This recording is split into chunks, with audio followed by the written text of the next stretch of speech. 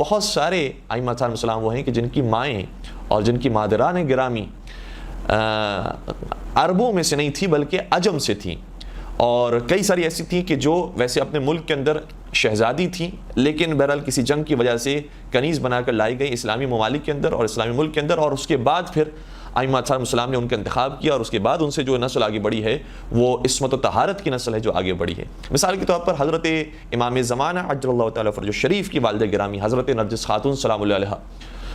وہ بھی روم سے تعلق رکھتی تھی اور روم کی شہزادی تھی، اور اس کے بعد پھر امام زمانہ علیہ السلام کی والدہ قرار پائی ہیں۔ اور اگر ہم اس پورے سلسلے کو بیان کریں، گرچہ اس کے اندر بعض جگہوں پر اختلاف بھی پایا جاتا ہے کہ جو ان کی مادر گرامی ہے کیا ان کا تعلق فلاں علاقے سے تھا یا فلاں علاقے سے تھا، ان کا نام کیا تھا، فلاں نام تھا یا فلاں نام تھا، اس حوالے سے کچھ اختلافات بھی موجود ہیں، لیکن ہم مشہور باتوں کو اگر آپ کی خدمت میں رکھیں کہ جو عوام الناس کے درمیان بھی معروف ہیں اور علماء کے درمیان بھی معروف ہیں،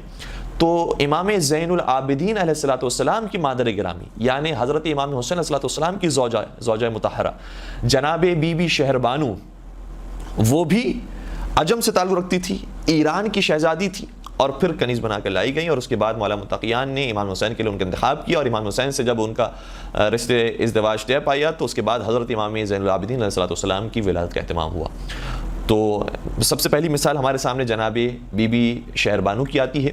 اس کے بعد ساتویں امام کی والدہ، ان کا اسم گرامی بی بی حمیدہ خاتون، وہ بھی عرب نہیں تھی۔ پھر آٹھویں امام کی والدہ جن کا بھی ذکر ہو رہا ہے جناب نجمہ خاتون، وہ بھی عرب سے تعلق نہیں رکھتی تھی۔ اور پھر حضرت امام محمد تقی علیہ السلام، یعنی یہ سلسلہ جب شروع ہوا ہے، ساتویں امام کی والدہ، آٹھویں امام کی والدہ، نویں امام کی والدہ، 10ویں امام کی والدہ، 11ویں امام کی والدہ، 12ویں امام کی والدہ، یہ سب کی سب وہ ہیں کہ جن کا عرب سے تعلق نہیں ہے اور عجم کے کسی شہر سے یا لائی جاتی ہیں یا وہاں پر موجود ہوتی ہیں، اور اس کے بعد پھر ان کا نکاح ہوتا ہے۔ تو اس طرح کے معاملات ہیں۔ نویں امام کی جو والدہ کا ذکر ہم کر رہے تھے، نویں امام کی والدہ گرامی کا اسم گرامی جناب سبیکہ خاتون ہے، اور 10ویں سرکار کی والدہ گرامی کا اسم گرامی جناب سمانہ خاتون ہے۔ 11ویں امام کی والدہ گرامی، ان کا اسم گرامی جناب حدیثہ خاتون یا جناب حدیثہ خاتون ہے سلام اللہ علیہا، اور 12ویں سرکار کی مادر گرامی جناب نرجس خاتون سلام اللہ علیہا ہیں۔ تو اس سے ہمیں کیا درس ملتا ہے؟ یہ ہمارے بتانے کا مقصد کیا تھا کہ ہم اس تفصیل کو، اس معلومات کو آپ کی خدمت میں بیان کریں اور شیئر کریں۔ تو اس سے ایک نتیجہ بڑا خوبصورت ہے جو نکلتا ہے، وہ یہ ہے کہ ائمہ علیہم السلام نے جب کسی خاتون سے نکاح فرمایا ہے تو اس میں حسب و نسب کو اتنی زیادہ امپورٹنس نہیں دی ہے کہ قبیلہ ایسا ہو کہ جو عرب قبیلہ ہو، قبیلہ ایسا ہو جو قریش ہو، قبیلہ ایسا ہو کہ جو خاندان بنی ہاشم سے تعلق رکھتا ہو، بلکہ اس میں جس چیز کی اہمیت ائمہ علیہم السلام کی نگاہ میں ہے وہ ان کے تقوی اور پرہیزگاری کی ہے، وہ ان کے اخلاق اور ان کے عبادت کی ہے، وہ ان کی معرفت اور ان کے استعداد کی ہے۔ اسی لیے اگر ہم بات کریں جناب نجمہ خاتون کی کہ جن کا آج ذکر ہو رہا ہے،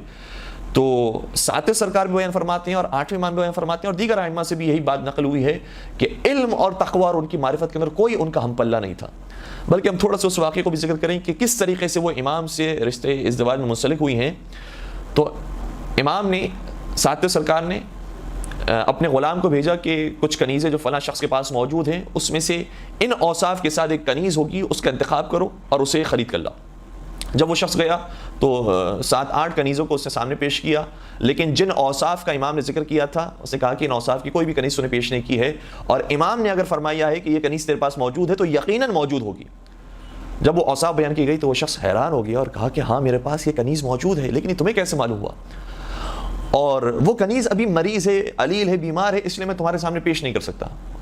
اس نے کہا کہ اگر یہ معاملہ ہے تو ٹھیک ہے، میں اپنے امام کے پاس جاتا ہوں اور بیان کرتا ہوں۔ امام سے یہ سارے ماجرے کو بیان کیا۔ امام نے فرمایا کہ چاہے وہ مریض ہو یا کسی بھی بہانے سے وہ منع کرتا ہے کہ اس کو میں تمہارے سامنے فروخت کے لیے پیش نہیں کر سکتا، اس سے کہو کہ امام نے اور اولاد رسول نے انہیں طلب کیا ہے اور جو بھی ان کی قیمت بنتی ہے وہ ہم ادا کرنے کے لیے تیار ہیں۔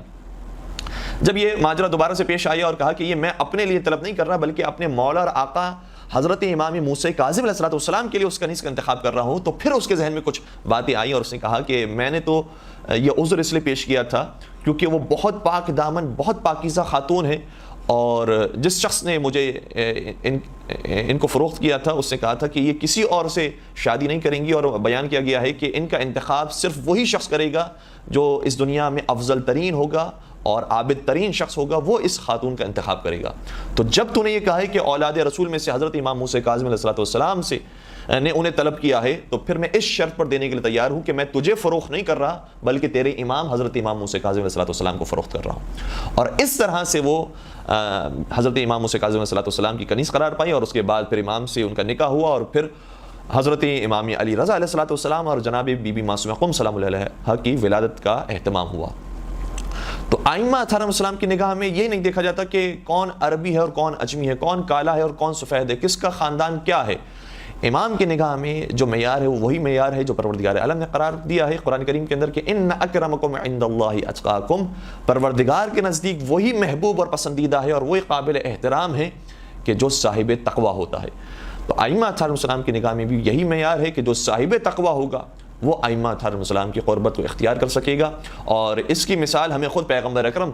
حضرت محمد مصطفیٰ صلی اللہ علیہ وسلم کی سیرت میں بھی نظر آتی ہے کہ بہت سی شادیاں نبی اکرم نے فرمائی تھی لیکن کسی سے بھی اولاد